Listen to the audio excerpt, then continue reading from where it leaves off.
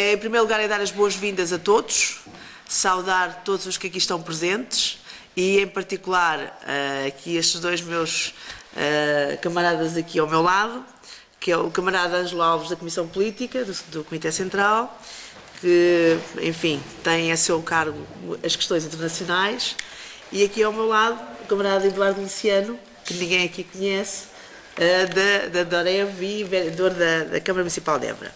A situação atual é mais, digamos, é mais do que premente, e a discussão sobre a crise do capitalismo e a luta dos povos no mundo em mudança, que é o título deste debate. Temos um enquadramento de força e que é importante este tipo de discussões, que é o que está aqui atrás de mim, que é dentro da preparação do Congresso, portanto, do programa, das teses. Portanto, é algo que é importante discutir, é importante que nós discutamos entre nós e com todos os que se quiserem juntar. A situação atual é uma situação que todos conhecemos, a situação atual é uma situação difícil, é esta crise que o capitalismo digamos, é uma das facetas brutais que está a acontecer relativamente a este capitalismo selvagem, que de alguma forma quer eliminar tudo, e nomeadamente quer eliminar algo que se pode resumir no avanço da civilização. Portanto, nós como espécie humana temos avanços de civilização e que estão a querer retroceder, tendo em conta a atual faceta e esta crise que tem dimensões altamente selvagens e brutais. Em termos basta olhar para a Europa para ver o que está a acontecer. Por outro lado, também os contextos internacionais em termos de ingerência, a dependência dos países, digamos, economicamente mais débeis, as provocações de que são alvos e as invasões de que são alvo e que, na verdade, põem em causa nada menos, nada mais do que a paz, do que as guerras que estão a acontecer e que podem acontecer. E também, e não, digamos, não menos importante, também é a ofensiva em termos da informação. Digamos, nós temos núcleos que emanam em termos de uma rede global, não de informação, mas de desinformação, e que são altamente poderosos e que, de alguma forma, possibilitam e suportam muitas das medidas que depois são tomadas, como, sei lá, estavam a lembrar das sanções ao Irão ou outro tipo de questões. Portanto, essa campanha de desinformação que tem, digamos, uns hubs e que emana em termos de uma rede onde essas notícias, essa desinformação é trabalhada e depois é emanada num só sentido. Portanto, é altamente ofensiva e é muito forte, tendo em conta a tecnologia atual. Mas também temos, digamos, situações de avanços progressistas e avanços em termos de sociais, culturais, económicos, e podemos pensar em casos da América Latina, em situações e decisões atuais, recentes, e também, não menos importante, e penso que nós também devemos penso eu, falar bastante sobre isso, que é o movimento comunista e revolucionário atual. Digamos, os encontros destes movimentos que podem dinamizar e potenciar a luta contra esta escalada do capitalismo. E talvez gostava de relembrar que ainda penso que foi hoje que foi assinada a declaração conjunta de partidos revolucionários e comunistas contra este pacto estes pactos de estabilidade. E como não é, isto é só para abrir um debate que eu penso que vai ser muito dinâmico, nesta situação que, além de ser complicada, muito mais complicada e complexa, e, portanto, nós temos que, digamos, debater. Eu gostava só de recordar hoje alguém que, de alguma forma, nós recordamos como um exemplo de lutador, que faz hoje o aniversário do nascimento do General Vasconcelos. E, portanto, acho que nenhum de nós pode deixar de pensar nesse exemplo, que essa é uma luz ao fundo do túnel de força para aquilo que nós temos que lutar, além de a jornada que foi a Jornada Mundial do 1º de Maio, e que faz com que pensemos que mesmo nas condições mais difíceis é possível resistir, e é isso que nós vamos ver como é que conseguimos fazer, tendo em conta a tal situação muito complicada. Então, eu dava aqui a palavra ao Ângelo Alves para nos guiar.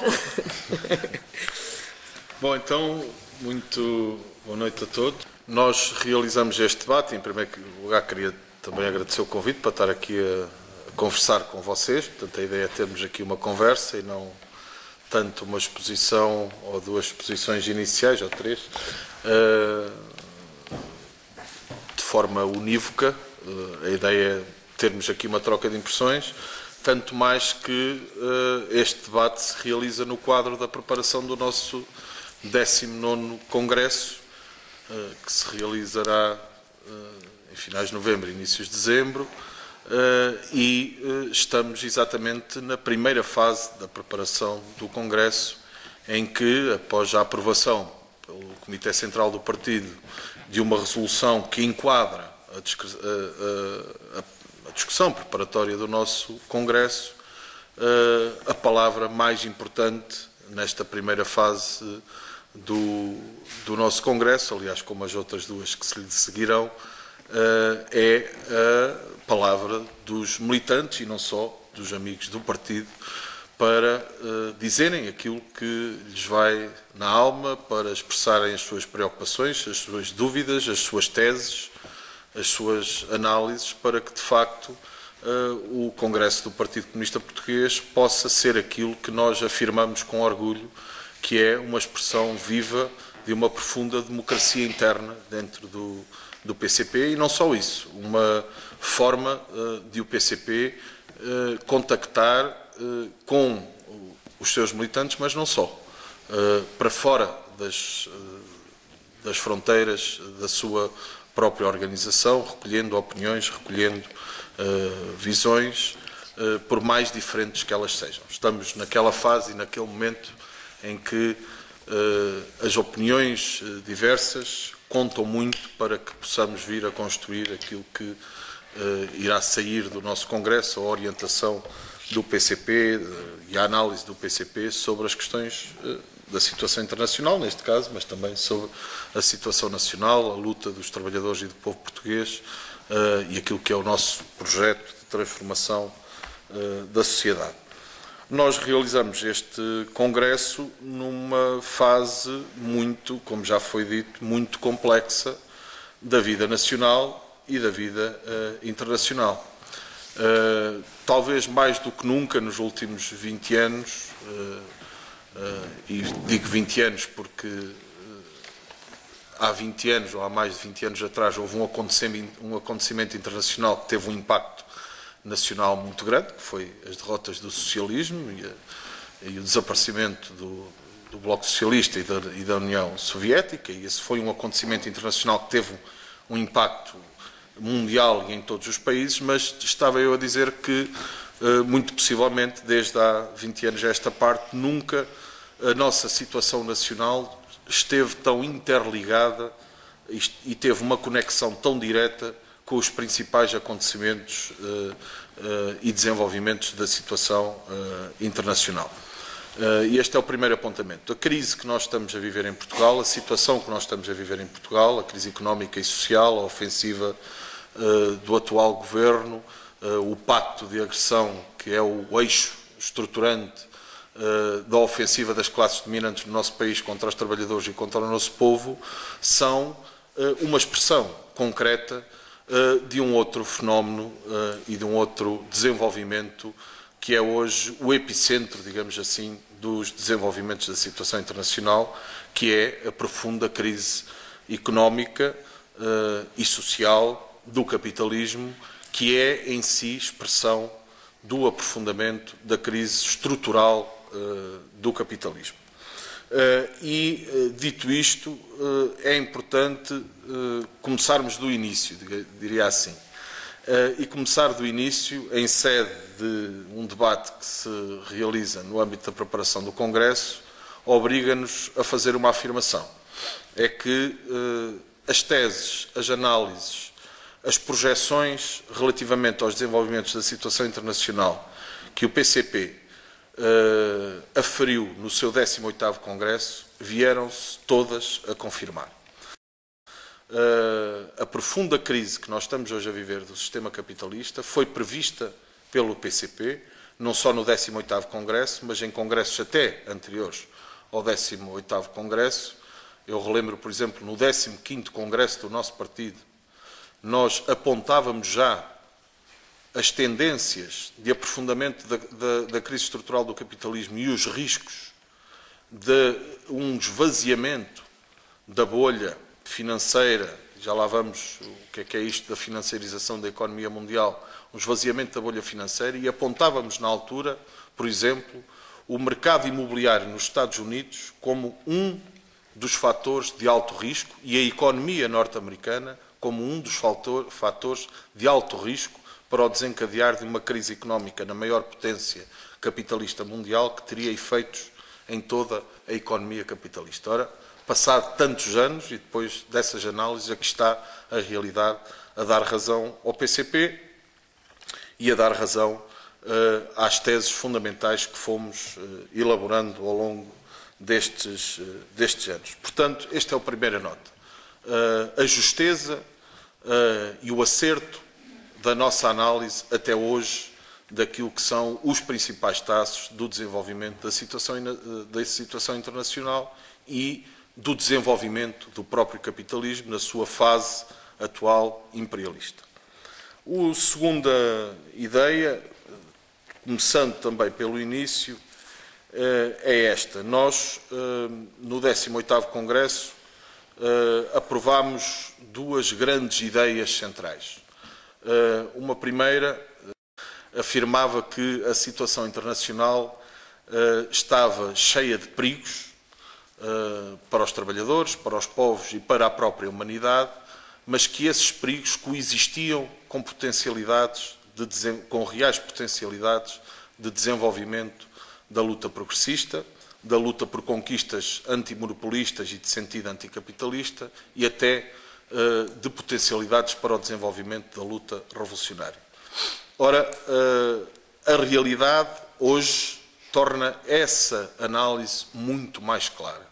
O aprofundamento da crise do capitalismo carrega consigo perigos enormes para os trabalhadores, para os povos, para toda a humanidade. Mas, porque esventra as contradições do capitalismo, torna-as muito visíveis, também já lá vamos a isso, abre-nos potencialidades de desenvolvimento da luta, quer no plano político, quer no plano ideológico, que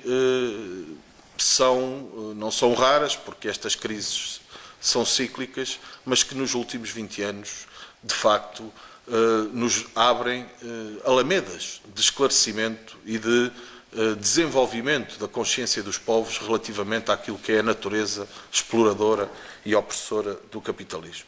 Portanto, esta foi uma das primeiras teses, uma das mais importantes teses que aprovámos no 18º Congresso. A outra tese importante é que, na altura, dizíamos que a situação internacional era caracterizada por sinais de grande instabilidade e insegurança. Na altura, há 4 anos atrás, demos maior visibilidade às questões da instabilidade, ou seja, estava claro que estávamos às portas de uma eclosão de uma crise de dimensões monstruosas. Aliás, essa explosão acontece quando o nosso Congresso se realiza. Alguns dos camaradas devem estar recordados de uma resolução do Comitê Central que foi aprovada poucos meses antes da realização do 18º Congresso, em que caracterizámos a situação e em que caracterizámos a natureza da crise que se ia desenvolver, quando todos os ideólogos do sistema tentavam, na altura, conter essa crise a uma mera crise financeira nos Estados Unidos, e nós dizíamos não, isto é expressão de uma crise económica com determinadas características que se vai alastrar a toda a economia capitalista e que esse alastramento se vai fazer por via das principais economias capitalistas mundiais, nomeadamente naquilo que nós chamamos a tríade, ou seja, Estados Unidos, União Europeia e Japão. Ora, hoje a realidade está-nos a dar completa razão sobre essa afirmação. Mas na altura os sinais eram ainda de instabilidade. Um grau de insegurança muito grande, mas de instabilidade. Ora, hoje os traços mantêm-se de grande instabilidade e de insegurança, mas hoje com maior visibilidade relativamente às questões da insegurança. Insegurança relativamente a quê? Relativamente quer às questões da evolução económica e social, portanto, a crise ainda está no início, diria eu, e as suas expressões vão se fazer sentir ainda com mais veemência e mais brutalidade nos próximos anos e, portanto, isso vai acarretar desenvolvimentos extremamente perigosos para a vida social dos povos e para os seus direitos e para as suas condições de vida, mas insegurança também no plano da paz e da segurança internacional. E já vou desenvolver esta questão mais à frente. Portanto, qual é o nosso ponto de partida? É que o grande traço da evolução da situação internacional é o aprofundamento e a generalização da crise de sobreprodução e de sobreacumulação capitalistas. Muitos andaram à roda desta crise, do ponto de vista teórico, tentando fugir àquilo que era por demais evidente. É que esta crise não é mais do que uma das várias crises cíclicas do sistema de produção e de relações sociais capitalistas. Portanto, não há novidade nesta crise económica que estamos a viver.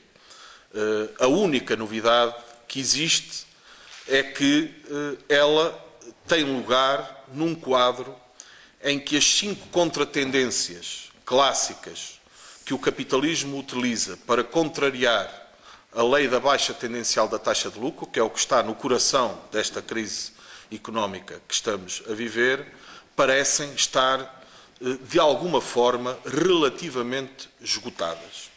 E o outro traço novo desta crise é que esta crise económica se realiza e tem lugar quando uma das novas contratendências, e este é um desenvolvimento teórico que estamos a estudar para o nosso 19º Congresso, quando uma das novas contratendências que o sistema utiliza para contrariar a baixa tendencial da taxa de lucro, parece também não surtir os efeitos necessários. O que é que eu estou a falar? É que esta crise tem epicentro no sistema financeiro, não tem epicentro no sistema produtivo, mas é uma crise de sobreprodução capitalista. E porquê é que tem epicentro no sistema financeiro?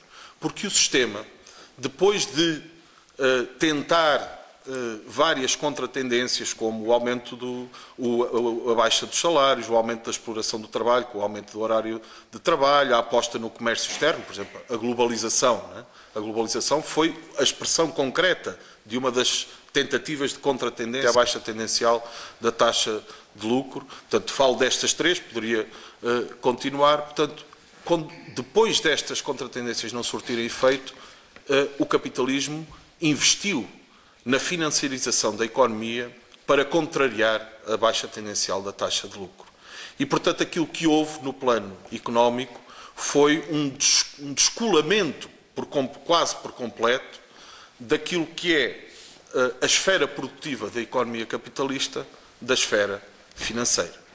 E aquilo que aconteceu foi aquilo que nós estávamos à espera. É que a aposta na financiarização da economia criou montantes gigantescos de capital fictício, de capital em circulação fictício, que não tinham correspondência no sistema produtivo. Ora, o traço novo, se é que lhe podemos chamar novo, desta crise, porque esta questão da financiarização da economia, já o Lenin a tinha identificado quando define o imperialismo como fase superior do capitalismo, mas a questão central, o traço novo desta crise, é que o sistema parece não ter outra resposta à gestão desta crise de sobreprodução, senão tentar salvar a contratendência que já deu provas de que não está a resultar para resolver a lei da baixa tendencial da taxa de lucro, que é o setor financeiro.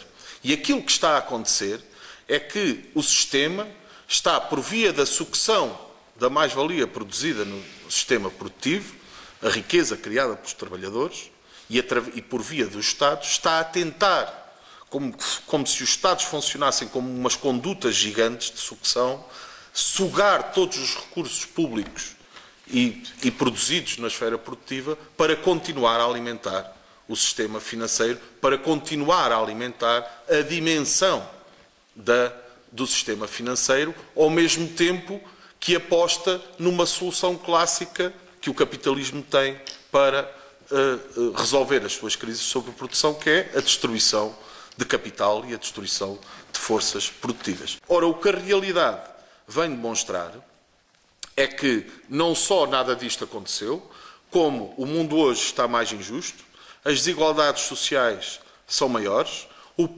o capitalismo não conseguiu resolver a sua contradição principal, não conseguiu contrariar a lei da baixa tendencial da taxa de lucro e desenvolveu-se de forma desigual, criando contradições no próprio seio do sistema imperialista e empurrando países e povos que não vivendo sobre regimes alternativos, sobre sistemas socioeconómicos alternativos, começam a questionar o domínio hegemónico do imperialismo, porque esse domínio hegemónico põe em causa o próprio desenvolvimento da economia desses países e os próprios interesses das burguesias desses próprios países.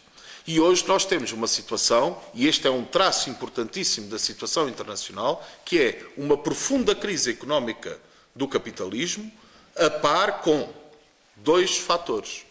A manifestação de contradições interimperialistas, ou seja, entre Estados Unidos e União Europeia. A União Europeia, já lá vamos também dizer uma palavrinha, mas, no fundo, esta guerra que nós estamos a ver das agências de rating tem muito a ver com as contradições e com a guerra monetária que se está a passar, que é uma autêntica guerra que se está a passar no plano mundial entre o euro e o dólar sobre o domínio do sistema financeiro internacional. E, portanto, temos aqui, de facto, contradições interimperialistas levadas ao extremo, que começam a ter até expressões dentro das próprias potências imperialistas. Basta olhar para aquilo que existe nesta Europa e as contradições que, em primeiro lugar, se verificaram entre a Grã-Bretanha e o bloco franco-germânico. E agora, entre a própria Alemanha e a própria França. Porque, à medida que a crise do capitalismo se vai aprofundando, os diferentes setores do capital, passo a expressão, vão-se tentando comer uns aos outros.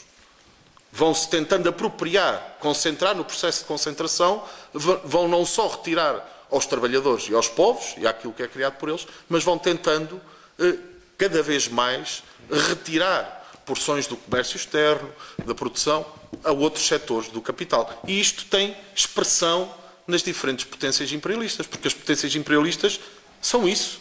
São Estados ao serviço do capital desses próprios países, que entretanto se internacionalizou. E este é um outro traço novo que existe na situação internacional, que também não é propriamente novo destas duas últimas décadas, mas que tem um peso determinante hoje na evolução da crise económica, porque o grau de internacionalização do capital e o modo como se desenvolveu a divisão internacional do trabalho faz com que a crise, tendo tido o epicentro, como era expectável, na maior potência capitalista mundial, que por sua vez tinha já uma economia muito parasitária, se espalhasse rapidamente por via do processo de internacionalização do capital, ou seja, aquilo que se chama globalização, em termos correntes, a todo o mundo e, sobretudo, aos principais centros capitalistas mundiais. Portanto, este é o outro traço. O segundo traço é a contradição emergente entre os principais centros do capitalismo e as chamadas economias emergentes. E esta contradição resulta do quê? Resulta também da própria evolução do capitalismo nos principais centros capitalistas mundiais. Porque o recurso à financiarização da economia levou a processos de desindustrialização nos centros capitalistas. E esses processos de desindustrialização transferiram os processos produtivos para fora dos centros do capitalismo. E mais uma vez, provando-se as leis do Marx, havendo aí processo de produção, é aí que é criado o valor. E é aí que essas economias se vão desenvolver. Mas como o imperialismo tem na sua mão os mecanismos políticos, militares, ideológicos, para tentar conter o desenvolvimento destas economias, o embate dá-se. E o embate dá-se num contexto de declínio relativo das principais economias mundiais relativamente a estas potências emergentes. E, portanto, aí está a guerra que existe entre Estados Unidos e União Europeia, que neste particular, digamos assim, se coordenam contra a China e contra os BRICS, portanto, o Brasil, a Rússia, a Índia e a China, que não representam, atenção, um sistema alternativo económico, neste momento. Este conjunto de países representam, sim, uma afirmação de uma vontade de desenvolvimento próprio das suas próprias economias, ainda até ao encontro dos interesses das próprias burguesias que existem nestes países. A China é um caso particular, que a gente pode depois, na parte do debate, abordar mais detalhadamente, mas em que eu diria só duas coisas, para início de debate, em relação à China.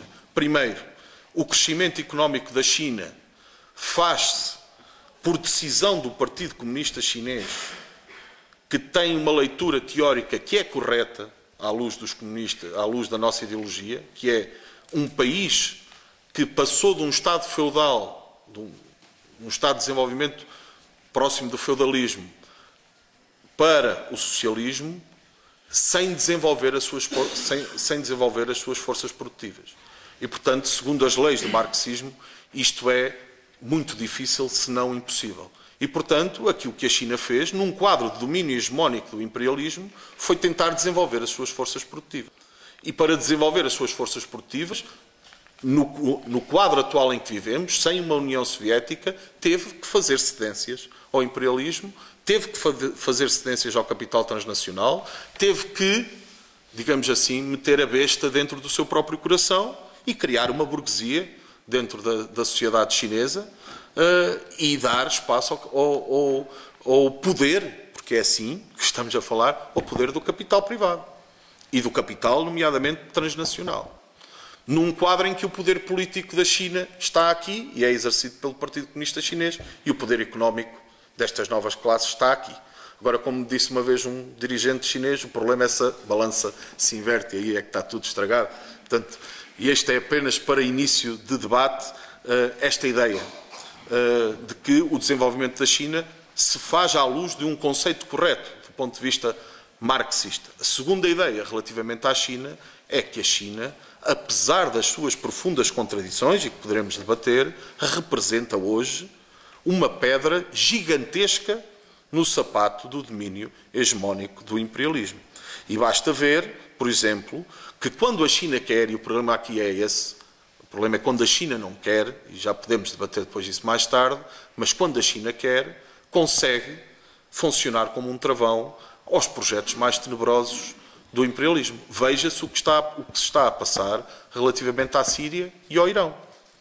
E o papel que a China tem com a Rússia, é um facto, que depois tem outras razões, no travar dos projetos militaristas do imperialismo. Mas veja-se, por oposição, o que a não posição da China teve como consequência na Líbia.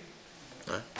Veja-se isto. Portanto, veja-se hoje o peso que a China tem e a pedra no sapato que de facto representa para o imperialismo, já sem falar nas questões monetárias e económicas, em que, por exemplo, tudo aquilo que nós estamos a ser vítimas, porque estamos a ser vítimas, por exemplo, a aquisição da EDP e de setores estratégicos da nossa economia por empresas públicas chinesas, é importante que se diga isto, por empresas públicas chinesas, não passam de uma manobra da China para se ver livre dos ativos financeiros que acumulou durante anos, por causa das suas relações com os Estados Unidos da América, porque teve que as ter no quadro da OMC, e que hoje são papel, pouco mais. Porque o declínio económico relativo dos Estados Unidos e o peso decrescente do dólar como moeda de referência internacional está a criar um problema à China. E a China tem que se desfazer disto. E então a forma mais inteligente, digamos assim, claro que para nós não é e é prejudicial, é comprar aquilo que são setores estratégicos económicos nos centros capitalistas mundiais. E, portanto, Portugal está sob a mira. Porquê? Porque é o elo mais fraco de uma potência imperialista, que hoje o é, assim, não há grande volta a dar-lhe, que é a União Europeia. Falando da União Europeia, a União Europeia, como por esta introdução mais geral, é fácil perceber que a União Europeia se comporta de acordo com aquilo que é a sua natureza. O partido nunca errou naquilo que é a caracterização da União Europeia. A União Europeia é um processo de integração capitalista que serviu os interesses dos monopólios europeus, que serviu os interesses das principais potências capitalistas europeias, nomeadamente a Alemanha, a França, a própria Grã-Bretanha, no domínio de mercados e no domínio de sistemas produtivos no continente europeu. Portanto, é isto que é a União Europeia na sua gênese. É um processo de dominação económica do capital sobre os povos da Europa. Não há a menor dúvida sobre isso. Com características muito próprias de um processo de integração que é feito num continente que conheceu progressos muito significativos no quadro do desenvolvimento da luta de classes e do desenvolvimento da luta do movimento operário e da luta dos povos no quadro da derrota do nazifascismo. E por isso teve este embrulho, digamos assim, de cooperação, de solidariedade, de coesão económica e social, que são hoje termos, ou seja, a primeira vez que a União Europeia é posta à prova, demonstra claramente a sua natureza. E demonstra como? Demonstra, por simplesmente desta forma, visto assim é muito simples. Portanto, o aprofundamento da crise do capitalismo criou a necessidade de duas coisas. Primeiro, dos principais grupos económicos que sempre dominaram a construção europeia de se tentarem salvar, à custa de quê? À custa das economias mais frágeis da União Europeia, que sempre foram postas numa posição de subalterna e que, portanto, sempre foram privadas da sua própria capacidade produtiva. Veja-se o que era vendido a Portugal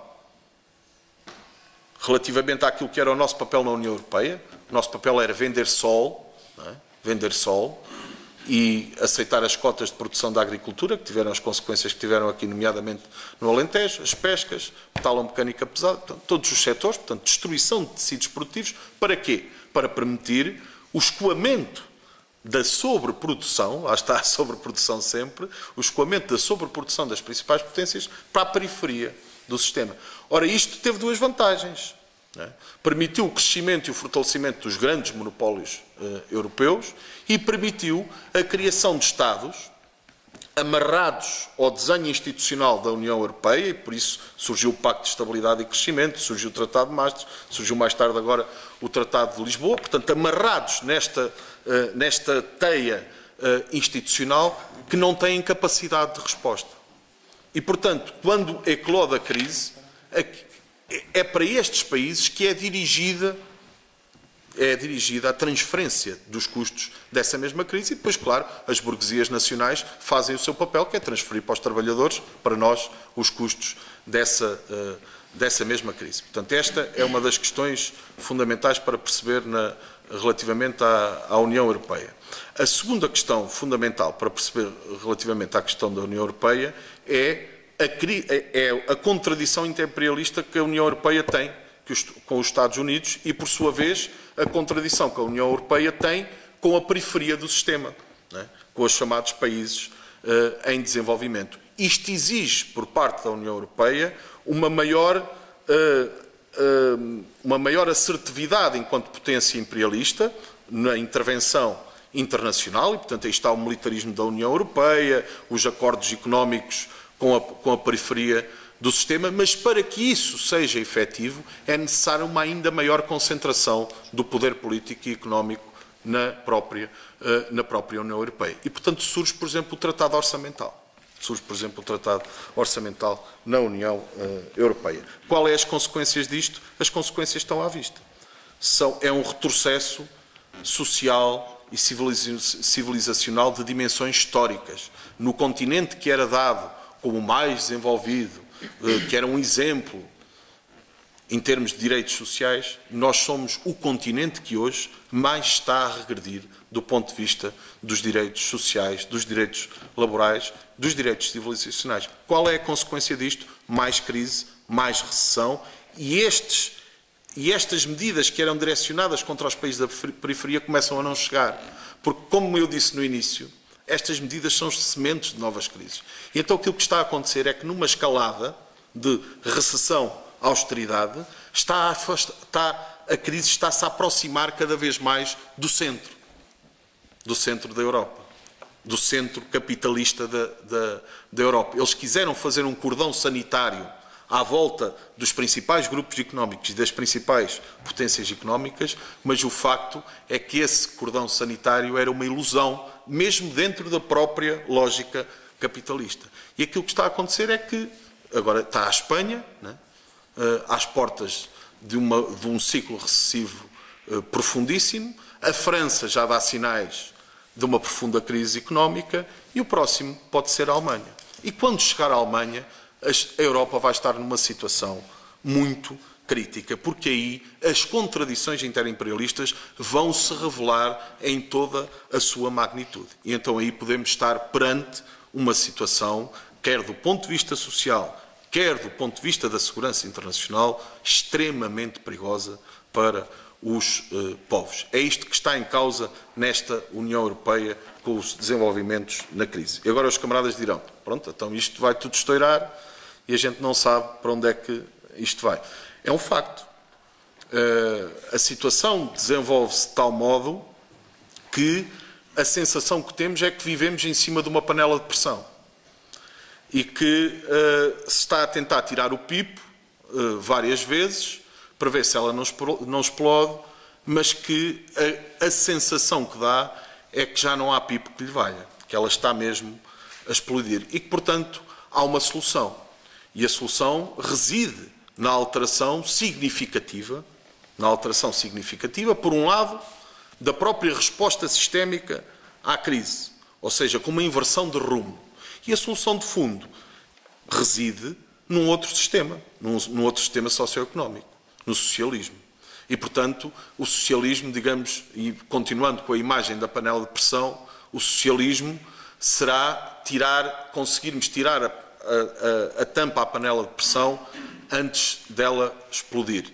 Entretanto, e aqui entra a questão das etapas da luta revolucionária pela construção do socialismo, entretanto, teremos que saber ter a arte para ir desapertando a tampa da panela de pressão de forma a que ela se vá aproximando cada vez mais do momento em que é levantada e que, entretanto, não exploda. Esta é a nossa concepção do modo como fazer frente a uma situação extremamente perigosa com que os trabalhadores e os povos estão confrontados. E, portanto, a luta dos trabalhadores e dos povos é fundamental.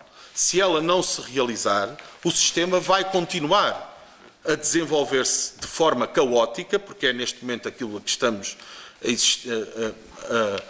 a assistir, vai revelar cada vez mais a sua natureza, cada vez mais se vai verificar o caráter antropofágico do próprio sistema, em que começa a comer-se dentro de si próprio, e isso de facto pode resultar naquilo que já resultou duas vezes na história, que é num conflito militar de dimensões internacionais, que realizado na era nuclear pode ter consequências terríveis para a humanidade. Nós queremos crer que não é este o caminho que vamos seguir e que a luta dos trabalhadores e dos povos vai surtir efeitos nesta fase em que estamos confrontados. E aqui é muito importante termos presente as forças que existem de facto para desenvolver essa luta. E aqui uma palavra à América Latina. A América Latina é a prova provada de que, não havendo um questionamento radical, definitivo do sistema capitalista, porque nos processos vistos no seu conjunto na América Latina, não podemos dizer que nasce na América Latina um bloco antagónico relativamente aos principais centros imperialistas mundiais. Basta ver, por exemplo, a evolução do Brasil. E o Brasil é uma economia capitalista. Os nossos próprios camaradas brasileiros dizem: nós estamos num governo,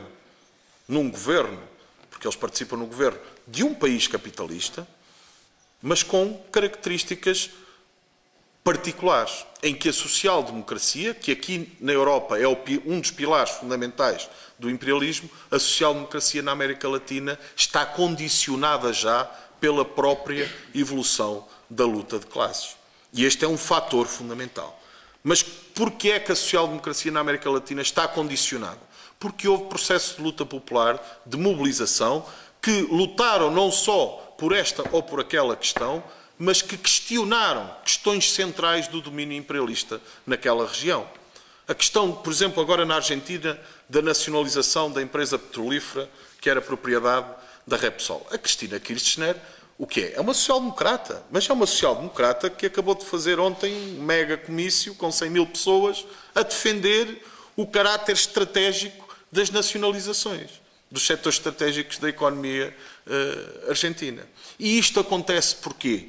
Porque, de facto, há estes processos de participação e há este sentimento que foi aproveitado no bom sentido de que a soberania dos povos só pode ser exercida se puser em causa o domínio do imperialismo. E é por isso que uma das teses fundamentais que a gente tem para o nosso Congresso, e que não é acompanhada por outros partidos, nomeadamente partidos com quem a gente tem relações próximas, por exemplo, o Partido Comunista da Grécia, a nossa tese central é que hoje a defesa da soberania nacional é uma componente fundamental da luta anticapitalista. A situação na América Latina prova esta questão e, se não bastassem provas, bastava ver aquilo que nós próprios temos no nosso país e na nossa Europa. Hoje, o direito de defender o direito do nosso país de definir o seu próprio caminho de desenvolvimento e, portanto, rejeitar o Pacto de Agressão, rejeitar o Tratado Orçamental, rejeitar a governação económica, rejeitar o Pacto para o Euro+, que é o colete de forças em que nós estamos encerrados e, portanto, pouco podemos fazer. Mas atenção que isto não iliba os governos do nosso país de responsabilidades, porque eles são os primeiros a defender estes coletes de forças, são eles os primeiros a meterem-se dentro do colete de forças, mas, portanto, a nossa situação nacional prova esta tese, da importância da soberania nacional na luta contra o domínio do capital sobre os trabalhadores e sobre os povos. Eu vou mesmo terminar. Por último, a questão do socialismo como a alternativa, que será, com certeza, uma das grandes conclusões do nosso Congresso. Ele, de facto, é e assume-se hoje como a alternativa de fundo ao capitalismo e às suas crises e à sua crise estrutural. Mas, atenção, o capitalismo não está a virar da esquina. O capitalismo não está a virar da esquina por uma simples razão.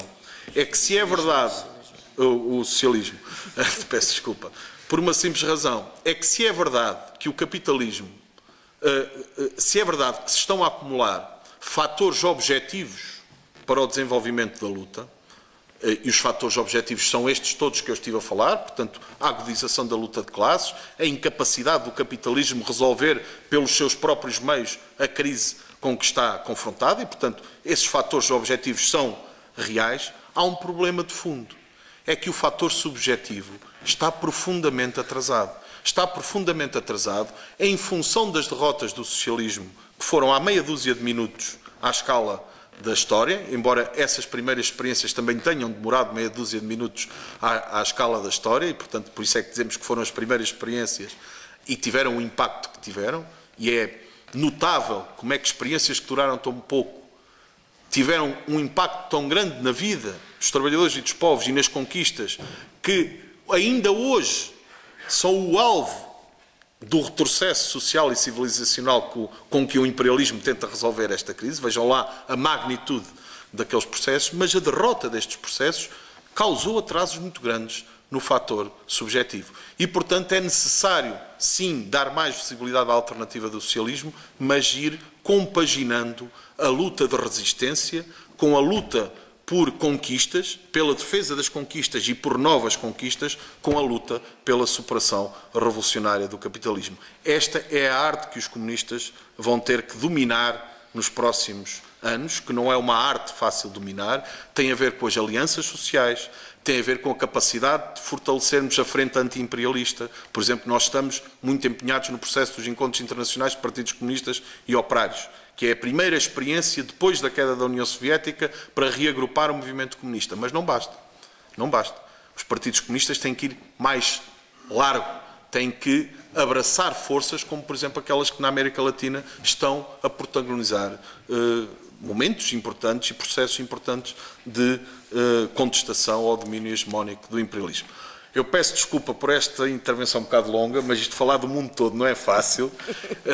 E repito aquilo que disse no início, estamos em sede de preparação do nosso Congresso e, portanto, esta intervenção mais, digamos, teórica ou ideológica tem importância para percebermos depois aquelas coisas mais concretas que vamos agora discutir e com certeza vocês vão querer falar, as eleições na França, na Grécia, o que é que pensa o Partido Comunista Grego e o Partido Comunista não sei quê.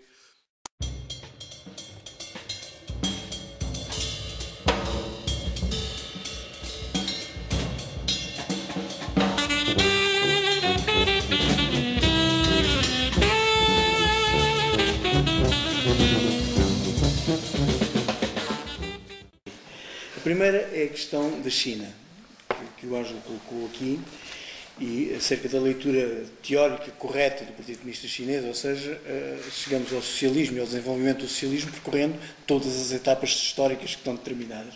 Mas isto é algo que é muito complexo de explicar, seja quem for.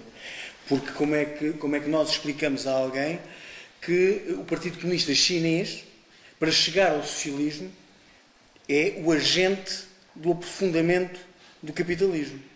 Ou seja, é o Partido Comunista Chinês que vai fazer percorrer a China o processo capitalista, o processo de desenvolvimento das forças produtivas do capitalismo e depois irá dirigir a sociedade socialista. Isto é algo que convirás que há de ser difícil de explicar. As outras questões que eu queria colocar, uma delas era esta também, e Cuba, neste momento. Está a fazer o percurso da China? Está também a reconhecer que saltou uma etapa e que precisa do Partido Comunista Cubano de instaurar um capitalismo ainda que incipiente naquele país para depois então sim dirigir o socialismo? Uma outra questão é a questão da panela. Eu sempre tive a convicção de que o nosso objetivo não era destapar a panela para que saísse o vapor. Sempre tive a convicção que o nosso objetivo era fazer explodir a panela para fazer uma panela nova. Se fazes explodir a panela, perdes a sopa. E a sopa somos nós. Esta não é a nossa sopa. Esta não é a nossa sopa. Eu penso que, pronto, se pudesse esclarecer melhor essa questão, porque eu percebi a leitura, mas esta leitura pode dar... Claro, obviamente. Esta leitura pode dar aso... Bom, eles afinal não há cá ruptura nenhuma. O que eles querem é aliviar a pressãozinha para se pudesse aprofundar mais este tema, agradecia. E já agora, nós estivemos aqui há pouco mais de um ano e falámos das promissoras primaveras árabes, das revoluções jasmim e de outras flores, que iam mudar o panorama enfim, daquela zona do planeta e que iam contagiar, lembro-me da palavra, iam contagiar tudo que rodeava. Um ano depois, o que sobra disso? Um ano depois, o que é que se alterou nesses países? Um ano depois, o que é que se alterou nas relações de produção? O que é que se alterou em termos de propriedade dos meios de produção? O que é que se alterou em termos de condições de vida dessas populações? E mais, que forças progressistas se desenvolveram nesses países e que possam vir a integrar o movimento comunista e o operário internacional? Bem, eu antes de dar a palavra aqui ao João, ele tem aqui umas listas que ele foi escrevendo de perguntas.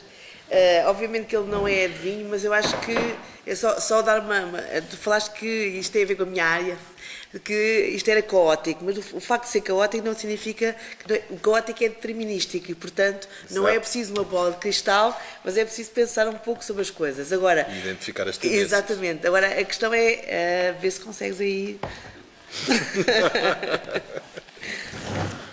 Bom, se eu consigo aqui organizar algum pensamento de jeito, eu ia começar pela questão da China, que foi o tema mais referido, e tentar partilhar com vocês muitas das dúvidas que nós temos, porque aquilo que eu disse na minha intervenção inicial foi uma constatação, à luz da teoria, de que um país que tem como objetivo a construção do socialismo tem que desenvolver as suas forças produtivas. As forças produtivas não têm cor ideológica. As forças produtivas são forças produtivas. Não é? E depois há o caráter social da produção e há ou não apropriação privada dessa mesma produção. E é isto que determina o diferente sistema socioeconómico e as diferentes relações sociais e de produção num determinado país, ou num determinado país, utilizando o Estado como célula de análise destes processos. E, portanto, as forças produtivas, seja no sistema capitalista, seja no sistema socialista, têm que ser desenvolvidas. A questão é porque é que se desenvolvem no capitalismo de determinada forma e porque é que têm que ser desenvolvidas no socialismo de uma outra forma. No capitalismo tem que haver um desenvolvimento incessante das forças produtivas para que a composição orgânica do capital evolua de tal forma que contrarie a baixa tendencial da taxa de lucro. E por isso é que isto cria crises sobre produção capitalista e por isso é que nós dizemos que tem um sentido caótico, porque isto depois... O capitalismo é um sistema, mas depois dentro do sistema há os capitalistas, não é? E os capitalistas têm eles próprios, de acordo com os seus próprios interesses, a sua própria estratégia de produção, de obtenção da mais-valia e da obtenção da taxa de lucro, que são dois conceitos diferentes. Portanto, isto agora dava aqui uma aula sobre economia marxista que não temos tempo. Mas, portanto, esta é a gênese do desenvolvimento das forças produtivas em capitalismo.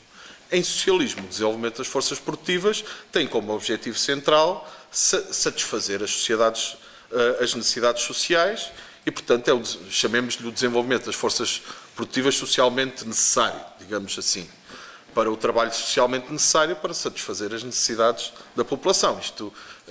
A imagem muito simplística é esta. Portanto, é impossível ter uma sociedade em que são garantidas os direitos a toda uma população de forma igual, portanto, o direito à habitação, o direito a uma alimentação condigna, o direito à saúde, o direito à educação, sem haver um desenvolvimento das forças produtivas que cria a riqueza necessária para ser distribuída por toda a população. Portanto, é impossível ter-se uma sociedade socialista sem haver um determinado grau de desenvolvimento das forças produtivas. E, portanto, aquilo que se passou na China foi que houve uma revolução que ocorreu num país que tinha um sistema feudal, essencialmente de uma economia primária, assente numa agricultura primitiva, e é esta a realidade. E o tempo que decorreu entre essa revolução e a atualidade não deu tempo à China, que é um país imenso, gigantesco, onde vivem 1.300 milhões de habitantes, para desenvolver as suas forças produtivas no contexto e no período em que havia a hipótese de desenvolver as forças produtivas, porque o desenvolvimento das forças produtivas é impossível de fazer apenas recorrendo àquilo que são os recursos naturais daquele próprio Estado, portanto, em que era possível fazer esse desenvolvimento através das relações comerciais entre países socialistas. E, portanto, a China viu-se numa situação que é esta. Sem um campo socialista, sem um campo de relações comerciais entre países socialistas, ou seja, fora do domínio do imperialismo, como fazer, como importar tecnologia, como ter capital para investir, como importar know-how, conhecimento, porque não tinham as estruturas educativas desenvolvidas, portanto, como desenvolver as forças produtivas. E imaginem-se vocês à frente de um país como aquele, com aquela dimensão, tendo como objetivo a construção do socialismo, com o Partido Comunista, num mundo dominado de forma hegemónica, e então no plano das relações económicas ainda o é mais, pelo imperialismo. Portanto, esta é uma equação muito difícil de resolver. E por isso é que eu disse que, do ponto de vista teórico, está correto. Portanto, eles tinham que desenvolver as forças políticas. Agora, a partir daqui é que começa a análise. A partir daqui é que começa a análise a sério. E o que é que aconteceu na China, camaradas? Aquilo que aconteceu na China foi que a China se viu obrigada, até pelas relações comerciais na região, por isso é que eu estava a perguntar da questão da Coreia do Sul, Japão, tudo isso, que são ali centros do imperialismo, centros económicos do imperialismo, viu-se obrigada a tomar uma decisão, a entrar para a OMC. E a entrada para a OMC tem consequências diretas, porque abre as suas fronteiras ao capital estrangeiro e ao imperialismo. Isso não há dúvida nenhuma sobre isso. E introduz as contradições. E os dirigentes chineses, que eu não creio que sejam capitalistas, a maior parte deles, ou pelo menos uma parte deles, já lá vamos a isso, nem creio que a decisão da entrada na OMC tenha sido viramos para o capitalismo, por isso é que vamos entrar para a OMC. Não creio que tenha sido essa a decisão, analisando os documentos do Partido Comunista Chinês, que é um grande partido e que tem uma profunda discussão interna, contrariamente àquilo que possa parecer naquilo que nos é dado a conhecer por via da comunicação social dominante. Eu posso-vos dizer que conheci facetas do funcionamento do Partido Comunista Chinês que fiquei impressionado. Por exemplo, a questão da formação de quadros é uma coisa impressionante. Um militante que adira ao Partido Comunista Chinês já não pode aderir assim sem mais nem menos. É sujeito a provas e a testes de integridade moral, com os vizinhos, com os colegas de trabalho, tudo isso. Há um processo de auscultação para ver se o militante tem condições para entrar para o Partido Comunista Chinês e depois é sujeito, passado X tempo, a um curso de formação ideológica que tem a duração de 1 ano, que termina com uma ida a Pequim para fazer exames. Portanto, é como se fosse um curso, não é? E depois termina com um exame para ver se tem condições para ser membro do Partido Comunista Chinês. Dirão os camaradas, então como é que os empresários entraram para o Partido Comunista Chinês? É óbvio que um partido desta dimensão, e com a evolução que tem tido, já lá vamos, pode ter alterado estes procedimentos, ou pode ter pervertido estes procedimentos, que eu sei que continuam a existir. Mas, de facto, este partido é um partido, não é um mero aparato chique, digamos assim. É uma real força política, com implantação, com ligação à realidade do seu povo. Portanto, é disto que estamos a falar. Agora, quais são as consequências desta decisão do poder político chinês? É óbvio que é introduzir relações de exploração capitalista dentro da sociedade chinesa. Agora, o que eu não consigo, neste momento, retirar, e eu não estou a contradizer nada do que nenhum dos camaradas disse até aqui agora, estou a tentar fazer-vos relativizar alguns dos termos que foram aqui utilizados nas intervenções. Agora, a consequência direta é: há relações de exploração capitalista na China? Há. Em todo o lado, por todo o lado? Não. São dominantes? Não. Não consigo dizer isso. Aquilo que existem são zonas económicas especiais em que o capital estrangeiro está instalado e em que há parcerias entre o capital estrangeiro e as empresas públicas chinesas, e o capital estatal em determinadas empresas. E é nestas empresas que se dão os graus de exploração capitalistas que foram aqui referidas. E é através destas empresas que nascem e florescem as burguesias nacionais chinesas, porque, entretanto, de forma, eu diria, natural, porque ao introduzir-se relações de exploração capitalistas é essa a evolução natural, há partes do capital que até então eram completamente estatais, que são privatizadas por via de acordos com o capital estrangeiro e em que passa a haver uma parte, ainda minoritária, de capital privado nacional, mas ainda minoritária. Porque eu quero dizer uma coisa, houve aqui um termo que foi utilizado com o qual eu não estou de acordo, que é capitalismo de Estado. Eu não creio que nós ainda estejamos neste momento em presença de um sistema socioeconómico na China que se possa definir como capitalismo de Estado. Porque vamos ver quais são as componentes. O sistema financeiro chinês está na mão do Estado. Os setores estratégicos da economia nacional estão na mão do Estado.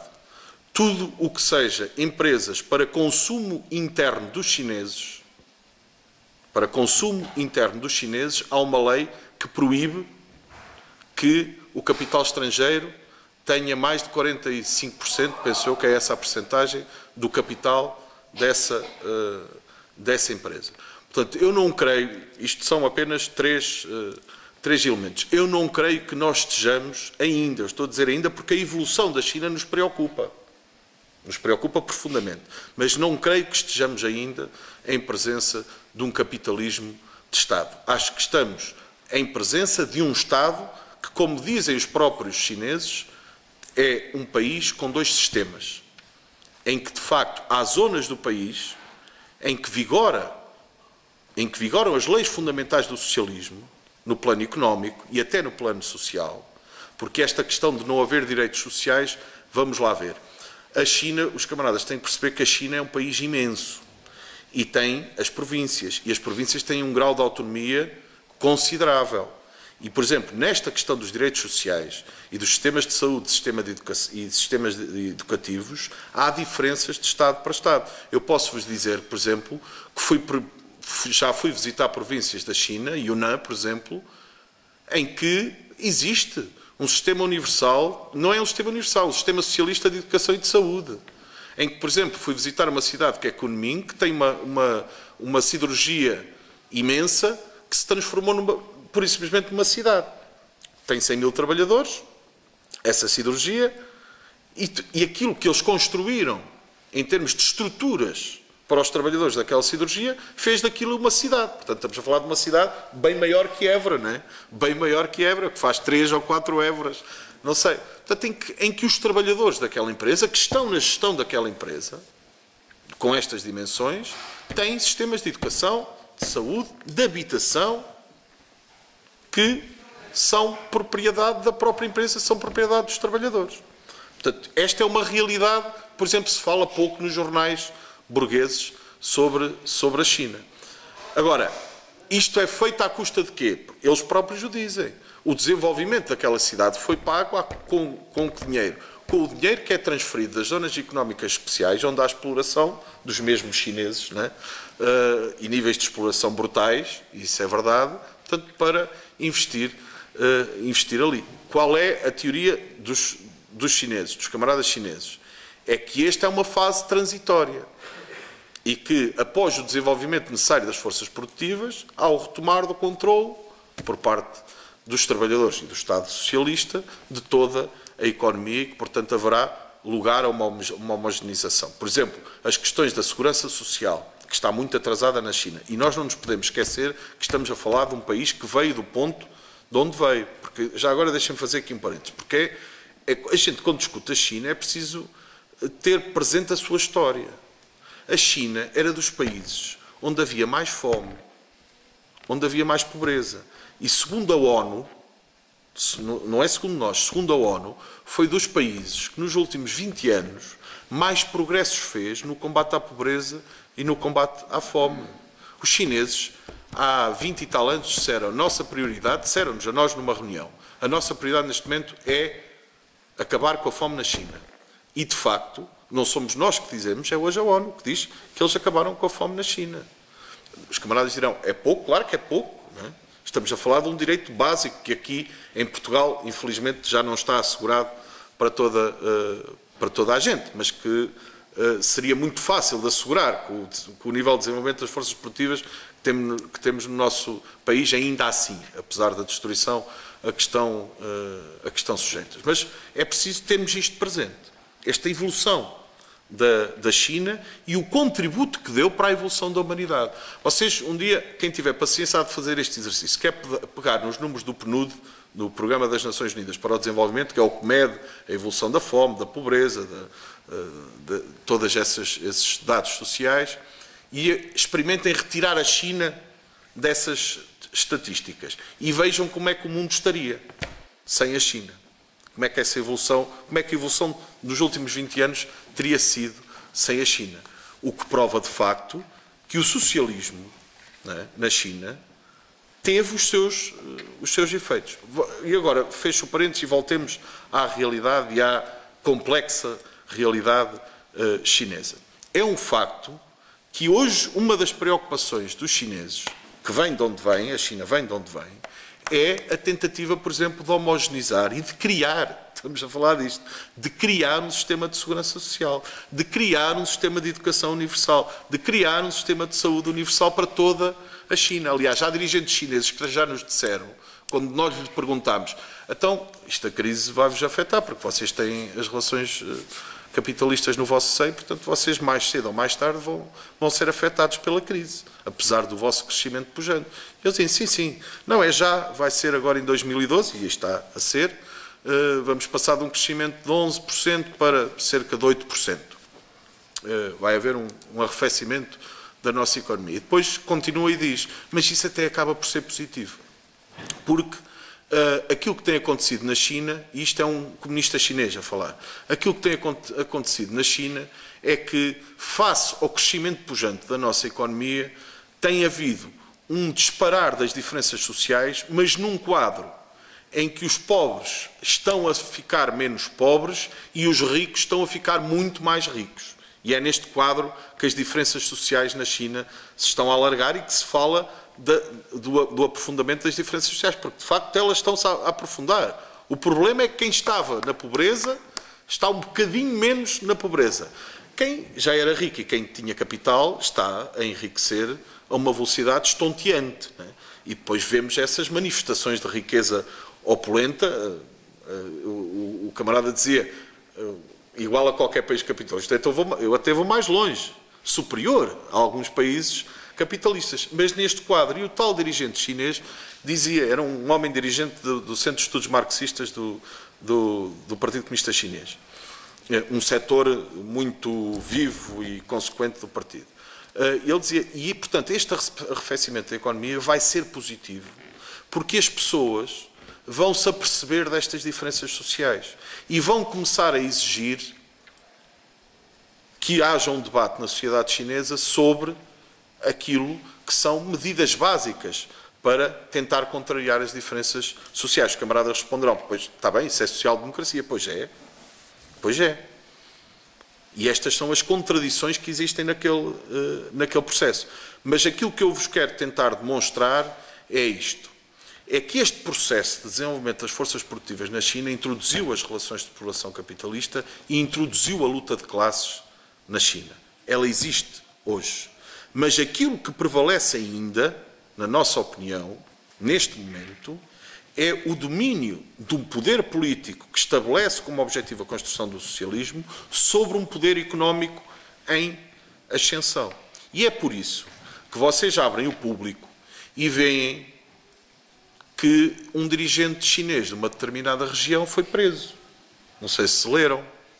Foi preso. E que a mulher foi acusada da tentativa de assassinato de um gajo que, por sinal, era agente secreto britânico. Porquê? Oh, camaradas, porque é simples. É que a luta de classes passou para dentro do partido. A luta de classes que se trava na China e que é feroz porque é instigada pelo imperialismo a partir de fora. E há aqui uma coisa que foi dita que é real, que é estas contradições da China são o campo perfeito para o imperialismo tentar fazer o seu campo. Essas contradições passaram para dentro do Partido Comunista Chinês e este congresso que está a ser realizado e que se vai realizar pouco tempo a seguir ao nosso, vai ser um congresso que vai determinar muito da evolução da China. Mas eu posso-vos dizer uma coisa, é que há setores importantíssimos do Partido Comunista Chinês que não abandonaram a perspectiva da construção do socialismo e que veem este processo inserido na construção do socialismo na China. Porque, como eles próprios dizem, eles estão num estádio primitivo de construção da sociedade socialista. São eles próprios que afirmam isto. E a gente olha para aquela China e diz, pá, isto é uma grande treta que eles nos estão a pegar. Mas não é, camaradas. É que nós estamos habituados a olhar para aquela China através dos olhos da imprensa burguesa. E não estamos habituados a olhar para a China através dos nossos próprios olhos. Se calhar aqui, e vou fazer uma autocrítica, por insuficiência do próprio partido, e se calhar por insuficiência de fazermos não fazermos mais debates como estes, para compreendermos os processos e não cairmos na tentação, que é sempre muito fácil para nós todos, de pôr rótulos e de ser deterministas na análise da realidade de um determinado país. Para nós comunistas, para nós marxistas, o importante é compreender o processo, é identificar as tendências, para estarmos atentos e não cairmos em erros que já caímos no passado, não é? Relativamente à União Soviética. E, portanto, nós recusamos a visão do preto ou branco relativamente à China, recusamos entrar no discurso do imperialismo relativamente à China, não é? Tal como recusamos comprar tudo aquilo que alguns dirigentes chineses tentam vender como a sociedade da prosperidade e da abundância, porque não é assim. Porque a realidade chinesa, e quando eles falam no estádio primitivo da construção do socialismo, a realidade chinesa é mesmo isso, camaradas. A gente vai a regiões da China e estão ainda muito atrasadas. E estamos habituados só a olhar para aquelas zonas económicas especiais onde, de facto, há um desenvolvimento pujante das grandes transnacionais, das grandes multinacionais, e não só, e de empresas públicas. Porque eu volto a dizer aquilo que disse no início. Atenção, que o sistema financeiro, que as alavancas fundamentais da economia continuam na mão do Estado, na China. E isto é fundamental para a evolução da própria China e para a evolução do mundo.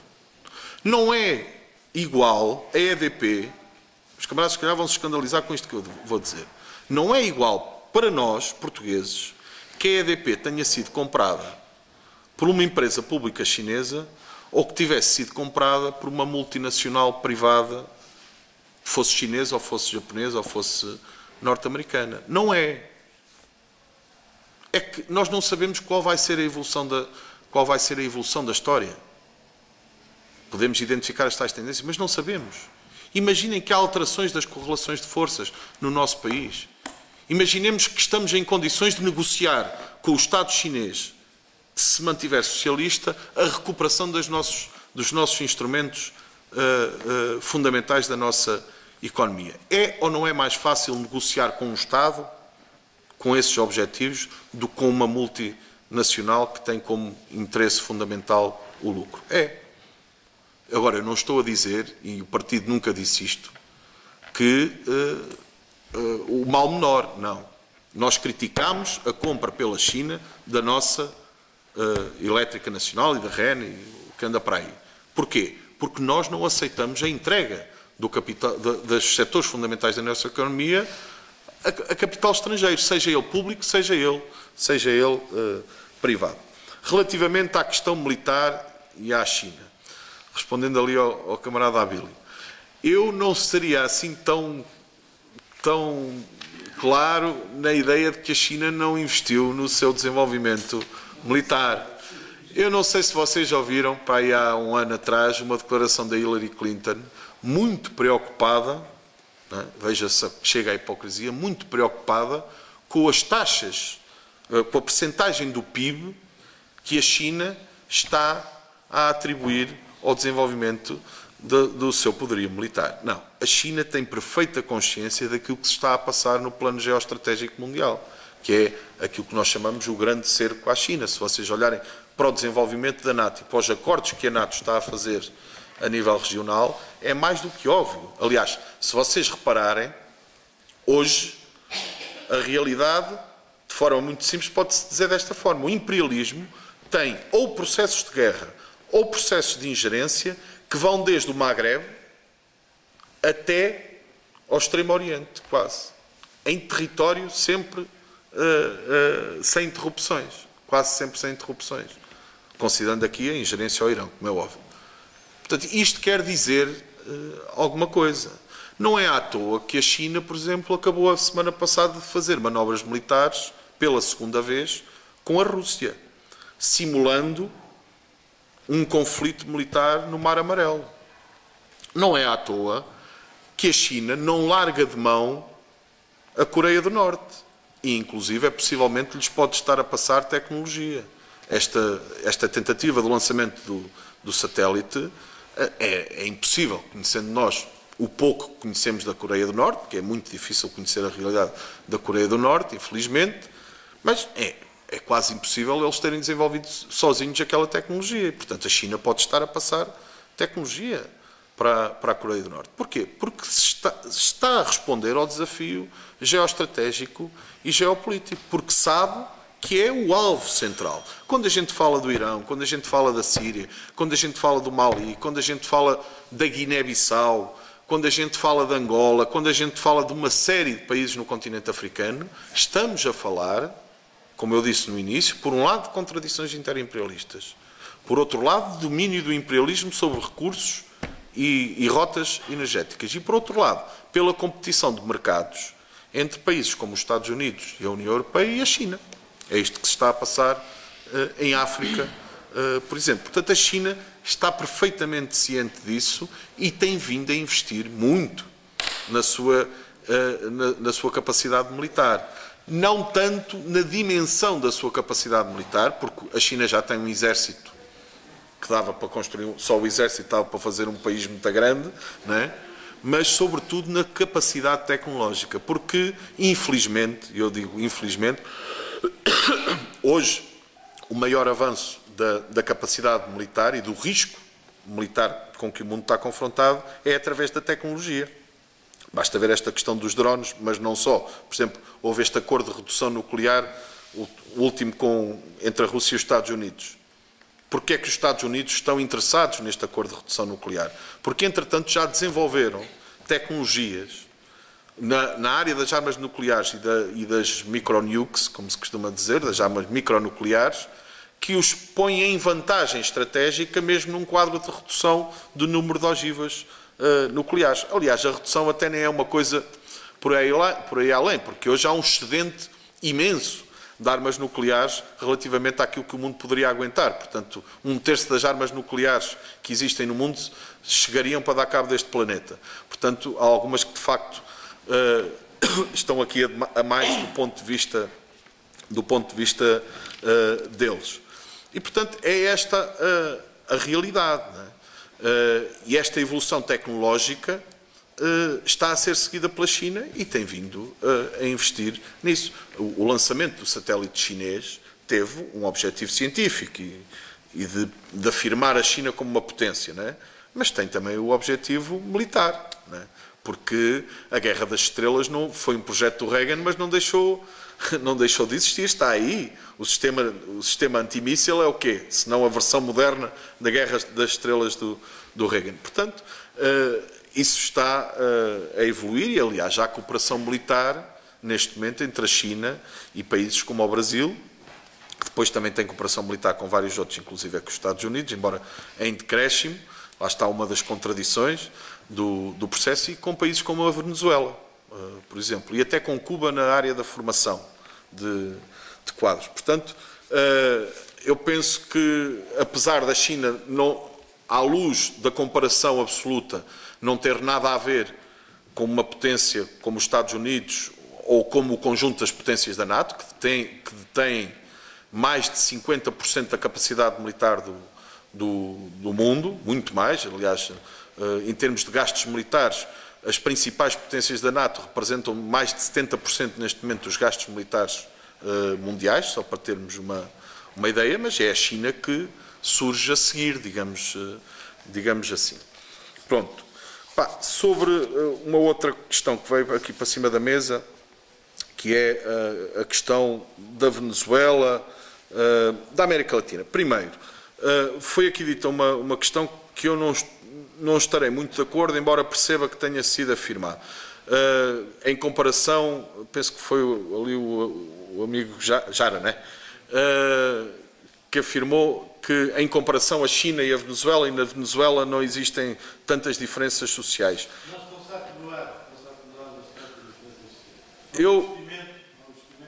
Os últimos dados disponíveis relativamente à Venezuela, infelizmente, não apontam para um atenuamento das diferenças sociais. Atenção. Aquilo que acontece é um pouco similar àquilo que se passa na China. É que, de facto, há programas que estão direcionados para a população muito pobre na Venezuela, para a população muito pobre da Venezuela, que estão a ser retirados da pobreza, e, de facto, aí há um progresso, mas não há, segundo aquilo que são os dados, né, os últimos dados a que eu tive acesso, não há uma evolução da chamada classe média. Aliás, há quem diga que está a deixar de existir classe média e, portanto, que estão todos a passar para a classe mais baixa, ao mesmo tempo em que se continua a manter todas as grandes famílias e as grandes empresas, o grande poder económico na Venezuela. Esta é uma das profundas contradições que existe no processo venezuelano.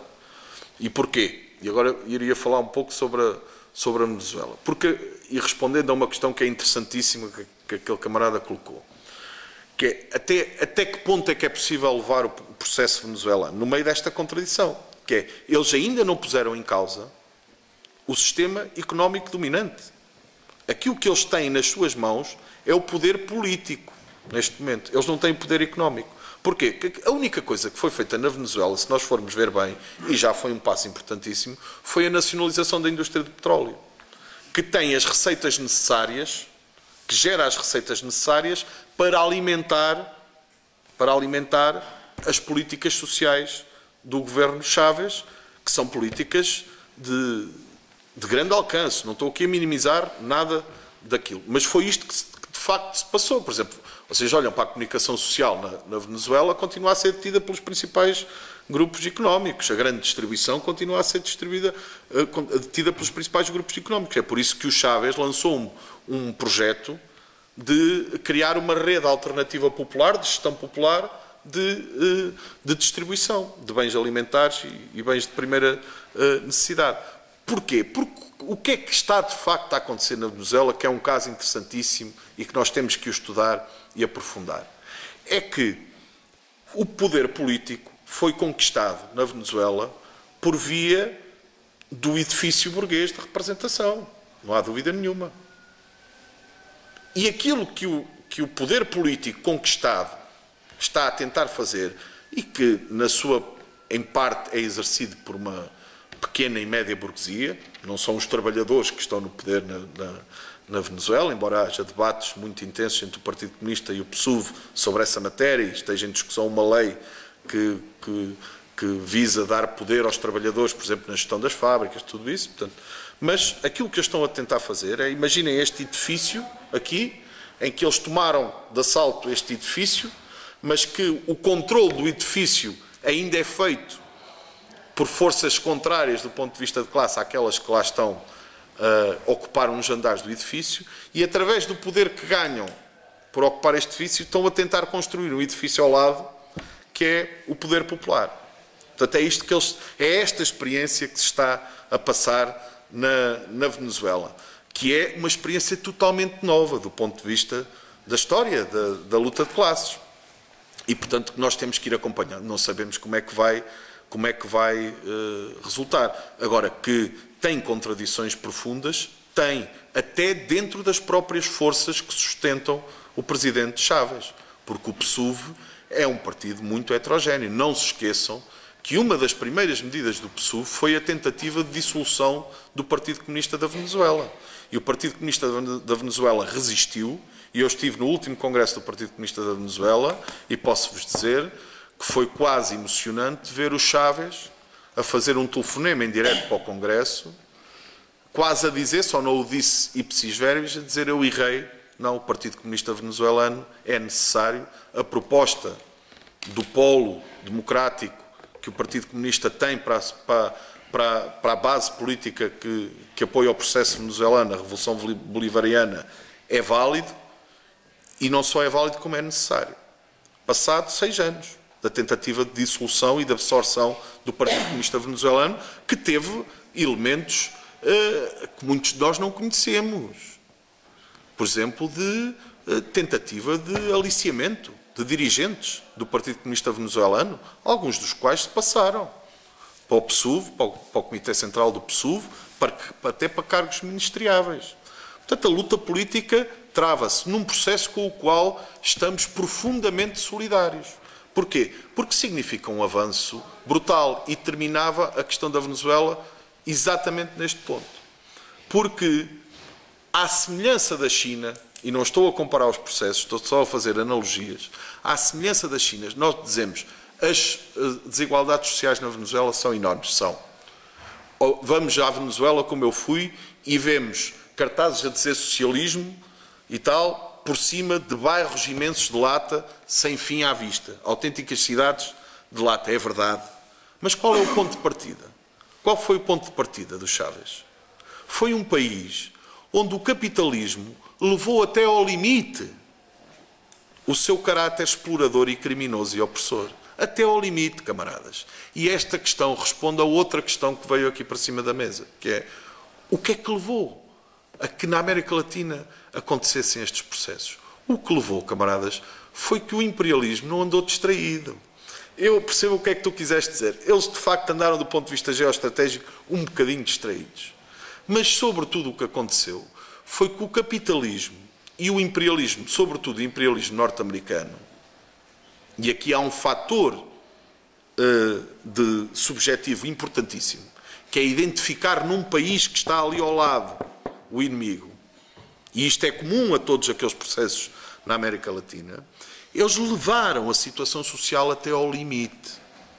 Os argentinos, os chilenos, os venezuelanos olham para a nossa situação aqui em Portugal, na Grécia, na Espanha, e são os primeiros a dizer-nos, já me disseram isto várias vezes, pois vocês estão a fazer o mesmo caminho que nós. E ainda têm muito para andar. Porque ainda vai haver manifestações em Lisboa, disse-me uma vez, ainda vai haver manifestações em Lisboa a bater nas panelas. Disse-me ele. E, de facto, nós não queremos chegar a esse ponto, e creio que a nossa luta, porque as forças políticas aqui estão mais desenvolvidas do que estavam na América Latina, e já lá vou chegar aí, mas aquilo que se passou na América Latina foi que a exploração foi levada ao limite e tornou-se insustentável. Insustentável, quer do ponto de vista social, e começou-se a tornar insustentável do ponto de vista económico, porque foi o que levou, por exemplo, às mudanças no Brasil e também na própria Venezuela. E, portanto, há este fator. Depois há o outro fator, que é o exemplo. O inimigo e o exemplo. O inimigo era o imperialismo norte-americano. Aquela declaração de que a América Latina era o pátio das traseiras dos Estados Unidos da América machucou aqueles povos, do ponto de vista da sua dignidade. E estes processos da América Latina são processos de revolta social no seu início, mas de grande afirmação de recuperação da dignidade. E por isso é que a soberania surgiu com tanta força nestes processos. E essa recuperação da soberania e da dignidade foi dirigida contra aquele inimigo concreto, os Estados Unidos da América, a principal potência capitalista mundial. E por isso é que teve como reflexo o conteúdo político anti-imperialista destes processos por antagonia ao inimigo que estava ali próximo. E depois já o exemplo. É que Cuba estava ali, resistiu durante anos, e era o país, e continua a ser o país, em que os índices sociais são os mais desenvolvidos de toda a América Latina. Um país que vive sob o socialismo e que nunca deixou de ter uma estratégia e uma tática política de tentativa de relacionamento com os seus vizinhos, apesar de muitos deles serem governos várias vezes hostis a Cuba e ao serviço dos Estados Unidos, mas nunca desistiu. Portanto, esta conjugação dos fatores sociais, da explosão social, da identificação do inimigo e disso conferiu caráter anti-imperialista, da recuperação da dignidade e do exemplo de Cuba, é o que esteve na gênese destes processos. E agora eu ponho uma questão para a vossa reflexão. Então, e se o imperialismo não tivesse conseguido ir tão longe como foi, com o apoio da social-democracia da América Latina, na destruição da maior parte dos partidos comunistas na América Latina? Como foi? O Partido Comunista Chileno, o Partido Comunista da Argentina, podíamos continuar, o Partido Comunista da Venezuela, divisões atrás de divisões. Foram processos de destruição dos partidos comunistas. Se estes processos não tivessem ido tão longe, hoje poderíamos estar perante um processo na Venezuela muito mais avançado do que aquele que estamos hoje, apesar de ser um processo avançadíssimo e de ser importantíssimo. Hoje, na Bolívia, não havia aquele caráter, às vezes aparentemente anárquico, embora eu ache que, do ponto de vista da concepção ideológica, o processo na Bolívia é capaz de ser dos que está mais avançado, à exceção de Cuba, como é óbvio. Cuba é sempre uma exceção nestas análises que se fazem, porque é um país que, de facto, tem uma revolução em curso e uma revolução socialista em curso, já lá vamos. Portanto, a situação seria diferente. O que é que se está a passar neste momento? Está-se a tentar, no quadro destes processos de ampla unidade, em que a social-democracia está à defesa, está condicionada, continuar a construir partidos comunistas para que, quando o esgotamento da via política dentro do tal edifício burguês, se acontecer antes da construção do tal edifício do poder popular, para que estas forças, da resultante destes processos, possam, se calhar, não dar seguimento, porque, entretanto, vai haver derrotas parciais, mas possam, da resultante destes processos, a correlação de forças políticas ser mais favorável do que era antes de alguns destes processos acontecerem. E isto é uma questão fundamental, porque, camaradas, a luta de classes e a luta revolucionária não é uma linha reta. É cheia de curvas, de altos e baixos, de irregularidades, de erros, de acertos. É sempre assim. A nossa revolução não foi assim. Nós não consideramos ainda que a nossa revolução é uma revolução inacabada. Não é assim que a identificamos. Porquê? Porque temos esta visão. Na América Latina passa-se também mais ou menos a mesma coisa. Depois, a Europa, voltando aqui à nossa Europa. O movimento comunista e a esquerda e as eleições em França e na Grécia. Que mudanças, primeiro respondendo à pergunta, que mudanças é que podem haver depois destes processos eleitorais? Eu há bocado, quando vos falei da crise na Europa, tive que ser mais veloz porque já estava aqui a chatear os camaradas e não falei de uma questão fundamental, que eu abordo inclusive até hoje num artigo que escrevo no Avante, que é, nós estamos perante uma profunda crise económica e social, perante uma profunda ofensiva das classes dominantes da União Europeia, tudo isto que eu já vos disse, e está a ter reflexos do ponto de vista social tremendos, está a abrir brechas no próprio processo de construção, chamado construção europeia, e está a ter uma outra repercussão, dupla, ou com duas facetas, uma central e outra acessória. A central é que o sistema de representação burguesa na Europa começa a dar sinais de não conseguir gerir, do ponto de vista político, a situação.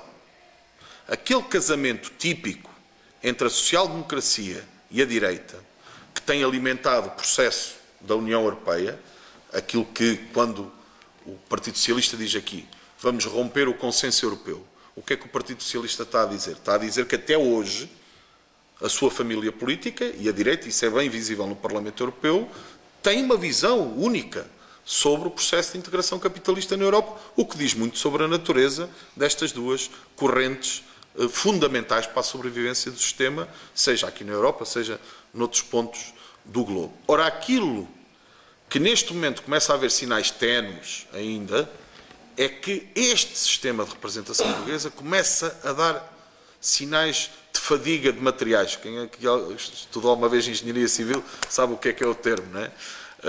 O material é sujeito a uma pequena força tanta vez e durante tanto tempo que começa a ser fadiga, a revelar fadiga, mesmo sendo um material muito forte. E uma das expressões acessórias desta questão central é a crise da social-democracia.